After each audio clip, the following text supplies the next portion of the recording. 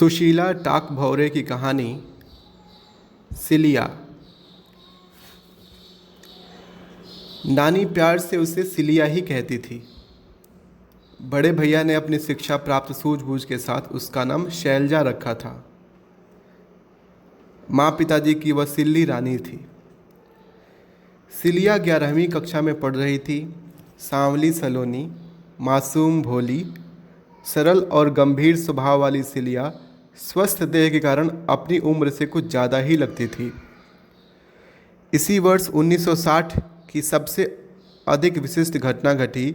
हिंदी अखबार नई दुनिया में विज्ञापन छपा, शूद्र वर्ण की वधू चाहिए। मध्य प्रदेश की राजधानी भोपाल के जाने माने युवा नेता सेठी जी अछूत कन्या के साथ विवाह करके समाज के सामने एक आदर्श रखना चाहते थे। उनकी केवल एक ही शर्त थी कि लड़की कम से कम मैट्रिक हो। मध्य प्रदेश के होशंगाबाद जिले के इस छोटे गांव में भी विज्ञापन को पढ़कर हलचल मची थी।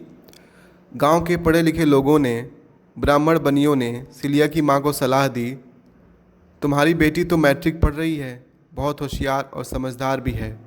तुम उसका फ़ोटो, नाम, पता और परिचय लिखकर भेज दो। तुम्हारी बेटी के तो भागे खुल जाएंगे, राज करेगी।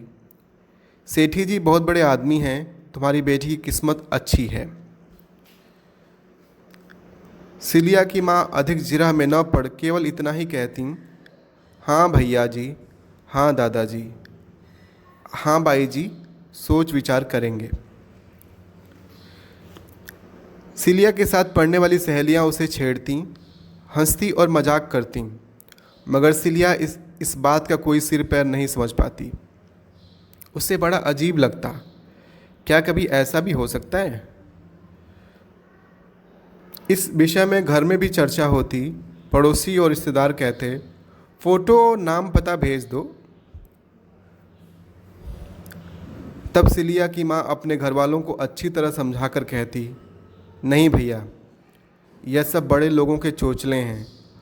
आज सबको दिखाने के लिए हमारी बेटी के साथ शादी कर लेंगे और कल छोड़ दिया तो हम गरीब लोग उनका क्या कर लेंगे? अपनी इज्जत अपने समाज में रहकर ही हो सकती है। उनकी दिखावे की 4 दिन की इज्जत हमें नहीं चाहिए। हमारी बेटी उनके परिवार और समाज में वैसा मान सम्मान नहीं पा सकेगी, न ही फिर हमारे घर की ही रह जाएगी, न इधर की न उधर की, हमसे भी दूर कर दी जाएगी। हम तो नहीं देवें अपनी बेटी को, हम ही उसको खूब पढ़ाएंगे लिखाएंगे। उसकी किस्मत में होगा तो इससे ज़्यादा मान सम्मान वह खुद ही पालेगी। 12 साल की सिलिया डरी सहमी सी एक कोने में खड़ी थी और मामी बेटी मालती को बाल पकड़कर मार रही थी। साथ ही जोर जोर से चिल्लाकर कहती जा रही थी, क्यों री, तुझे नहीं मालूम अपन वहाँ कुआं से पानी नहीं भर सके हैं? क्यों चढ़ी तू वहाँ कुआं पर? क्यों रस्सी बाल्टी को हाथ लगाया? और वाक्य पूरा होने के साथ ही 2-4 झापड़, घूंसे और बरस पड़ते मालती पर। बेचारी मालती दोनों बाहों में अपना मुंह छिपाए चीख चीख कर रो रही थी। साथ ही कहती जा रही थी, ओ बाई माफ़ कर दे, अब ऐसा कभी नहीं करूँगी। मामी का गुस्सा और मालती का रोना देखकर सिलिया अपराध बोध का अनुभव कर रही थी। अब अपनी सफाई में बहुत कुछ कहना चाहती थी, मगर इस घमासान प्रकरण में उसकी आवाज़ धीमी पड़ जाती। मामी को थोड़ा शांत होते देख सिलिया ने साहस बटोरा, मामी, मैंने तो मालती को मना किया था, मगर वो मानी ही नहीं। कहने लगी, जीजी प्यास लगी है, पानी पिएंगे। मैंने कहा कोई देख लेगा, तो कहने लगी, अरे जीजी, भरी दोपहरी में कौन देखने आएगा? बाजार से यहाँ तक दौड़ते आए हैं, प्यास के मारे दम निकल रहा है। मामी विफर कर बोली, घर कितना दूर था? मर तो नहीं जाती? मर ही जाती तो अच्छा रहता। इसके कारण उसे कितनी बातें सुनानी पड़ी। मामी ने दुख और अफसोस के साथ अपना माथा ठोंकते हुए कहा था, हे भगवान, तूने हमारी कैसी जात बनाई।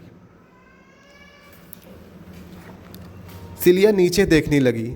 सच बात थी, गाडरी मोहल्ला के जिस कुआं से मालती ने पानी निकालकर पानी पिया था, वहाँ से 20-25 कदम पर ही मामा मामी का घर था, जिसकी रस्सी बाल्टी और कुएं को छूकर मालती ने अपवित्र कर दिया था। वह स्त्री बकरियों के रेवड़ पालती थी। गार्डरी मोहल्ले के अधिकांश घरों में भेड़ बकरियों को पालने का और उन्हें बेचने खरीदने का व्यवसाय किया जाता था। गार्डरी मोहल्ले से लगकर ही 8-10 घर भंगी समाज के थे। सिलिया के मामा मामी यहीं रहते थे। मालती सिलिया की ही हम उम्र थी, बस साल 6 महीना छोटी होगी, मगर हौसला और निडरता उसमें बहुत ज़्यादा थे। जिस काम को न करने की नसीहत उसे दी जाए, उसी काम को करके वह खतरे का सामना करना चाहती थी। सिलिया गंभीर और सरल स्वभाव की आज्ञाकारी लड़की थी। मालती को रोता हुआ देखकर उसे खराब जरूर लगा, मगर वह इस बात को समझ रही थी कि इसमें मालती की ही गलती है। जब हमें पता है कि हम अछूत दूसरों के कुएं से पानी नहीं ले सकते, तो फिर वहाँ जाना ही क्यों? वो बकरी वाला कैसे चिल्ला रही थी, ओरी बाई दौड़ो री, जा मोड़ी को समझाओ, देखो तो मना करने के बाद भी कुएं से पानी भर रही है, हमारी रस्सी बाल्टी खराब कर दी जाने। और मामी को उसने कितनी ही बातें सुनाई थीं। क्यों भाई, जय सिखाओ तुम अपने बच्चों को, एक दिन हमारे मूंड पर मूतने को कह देना। तुम्हारे नज़दीक रहते हैं तो क्या हमारा कोई धर्म कर्म नहीं है? क्या मर्जी है तुम्हारी, साफ साफ कह दो।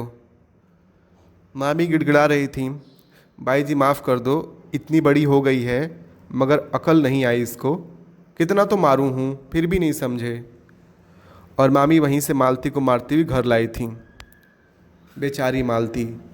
सिलिया सोच रही थी भगवान उसे जल्दी ही अक्ल देंगे, तब वह ऐसे काम नहीं किया करेगी। इसके 1 साल पहले की बात है। 5वीं कक्षा के टूर्नामेंट हो रहे थे। खेल कूद की स्पर्धाओं में उसने भी भाग लिया था। अपने कक्षा शिक्षक और सहपाठियों के साथ वह तहसील के स्कूल में गई थी। उसकी स्पर्धाएं आरंभ में ही लेने से जल्दी पूरी हो गईं। वह लंबी दौड़ और कुर्सी दौड़ स्पर्धाओं में प्रथम आई थी। वह अपनी खो खो टीम की कैप्टन थी और खो खो की स्पर्धा में उसी के कारण जीत मिली थी।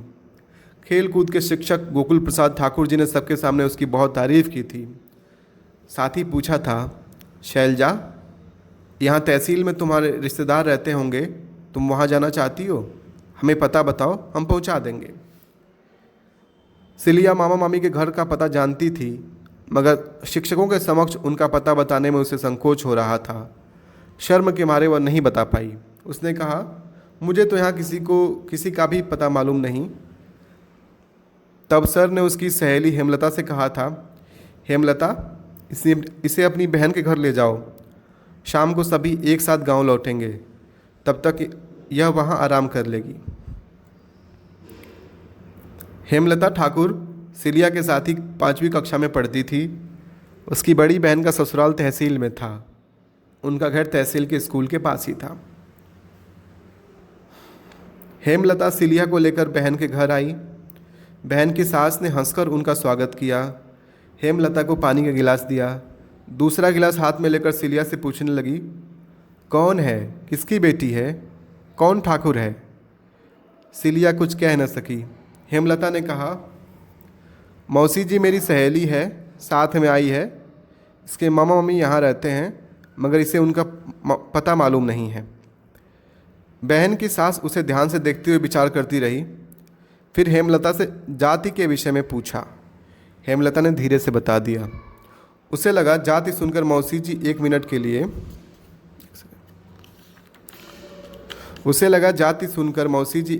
के लिए चौंकी, पर उन्होंने अपने आप को संयत करते हुए सिलिया से पूछा, गार्डरी मोहल्ला के पास रहते हैं?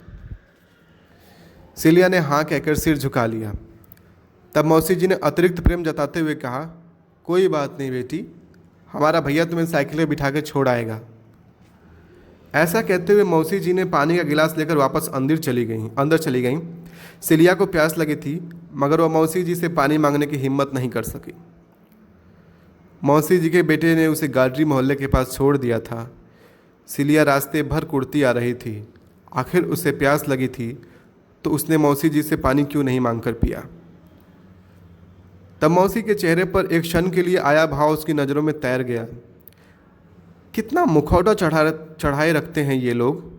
मौसी जी जानती थी कि उसे प्यास लगी है, पर जाति का नाम सुनकर पानी का गिलास लौटा ले गईं। क्या वे पानी मांगने पर इनकार कर देती? सिलिया के सवाल साल रहा था। सिलिया को यह सवाल साल रहा था। सिलिया को देखकर मामा मामी, मालती और सभी लोग बहुत खुश थे, बड़े उल्लास के साथ मिले थे। मगर सिलिया हेमलता की बहन की ससुराल से मिली उमस को भूल नहीं पा रही थी। शाम के समय मामा ने उसे स्कूल पहुंचा दिया था।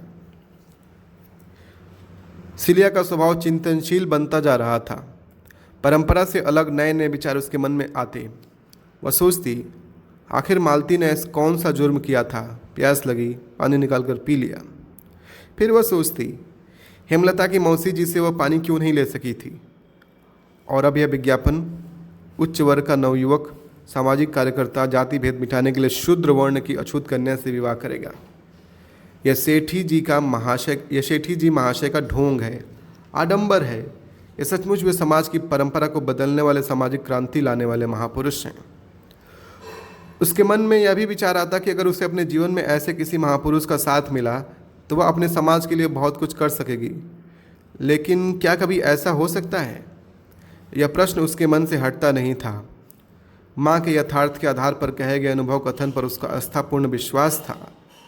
मध्य प्रदेश की जमीन में संसार तक ऐसी फसल नहीं उगी थी जो एक छोटे गांव की अछूत माने जाने वाली भोली भाली लड़की के मन में अपना विश्वास जगा सके। और फिर दूसरों की दया पर सम्मान, अपने निजत्व को खोकर दूसरों के शतरंज का मोहरा बनकर रह जाना, बैसाखियों पर चलते हुए जीना, नहीं, कभी नहीं। सिलिया सोचती, हम क्या इतने भी लाचार हैं, आत्मसम्मान रहित हैं? हमारा अपना भी तो कुछ अहम भाव है। उन्हें हमारी ज़रूरत है, हमको उनकी ज़रूरत नहीं। हम उनके भरोसे क्यों रहें? पढ़ाई करूंगी, पढ़ती रहूंगी, शिक्षा के साथ अपने व्यक्तित्व को भी बड़ा बनाऊंगी, उन सभी परंपराओं के कारणों का पता लगाऊंगी जिन्होंने उन्हें अछूत बना दिया है। विद्या, बुद्धि और विवेक से अपने आप को ऊंचा सिद्ध करके रहूंगी। किसी के सामने झुकूंगी नहीं, न ही अपमान सहूंगी। इन बातों का मन ही मन चिंतन मनन करती सिलिया एक दिन अपनी माँ और नानी के सामने कहने लगी, मैं शादी कभी नहीं करूंगी। माँ और नानी अपनी भोली भाली बेटी को ध्यान से देखती रह गईं। नानी खुश होकर बोली, शादी तो एक न एक दिन करना ही है बेटी, मगर इसके पहले तू खूब पढ़ाई कर ले, इतनी बड़ी बन जा कि बड़ी जात के कहलाने वाले को अपने घर नौकर रख लेना। माँ मन ही मन मुस्कुरा रही थी, सोच रही थी, मेरी सिल्ली रानी को मैं खूब पढ़ाऊंगी, उसे सम्मान के लायक बनाऊंगी। समाप्त।